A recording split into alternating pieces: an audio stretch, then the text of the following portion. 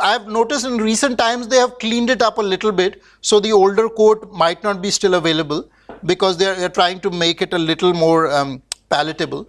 But this is the basic crux of the matter. And India has the largest number of target groups in Joshua project. They have something called the 1040 window. What is the 1040 window? Is the window between 10-degree north latitude and 40-degree north latitude. This is the 1040 window, which has the most number of unconverted people. Out of those, if you look at it, a lot of those are Islamic countries which do not actually allow the proselytization to happen.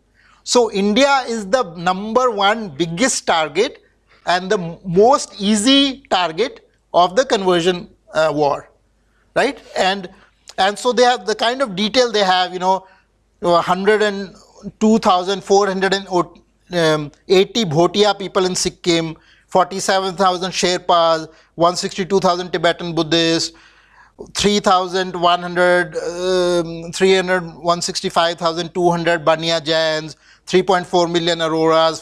So they've like gone and done like very, very detailed, and then it's on every village level. Every village level they've done how many of which community are there, how do you target them, how do you talk to a Jain versus how do you talk to a Sikh person. All of that is in very, very detail. They have strategized it, and they've strategized it over decades.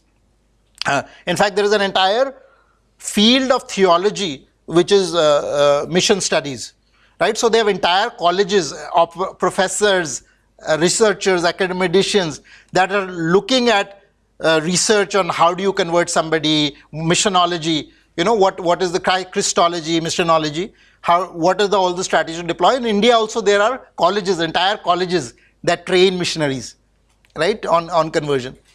So all the way down to tribal Mongpa 850 people, or they're the Banjaras they are targeting, all this. And I look at, I looked at their targeting of Banjaras, and there was something really sad feeling that came, because it's such a rich wealth of tradition, of custom, and once you say, you have to leave all that and only Jesus is valid, the whole thing starts to shift. You cannot have the same kind of devotion, you cannot have the same kind of music, you cannot have the same kind of dance. All of that gets destroyed.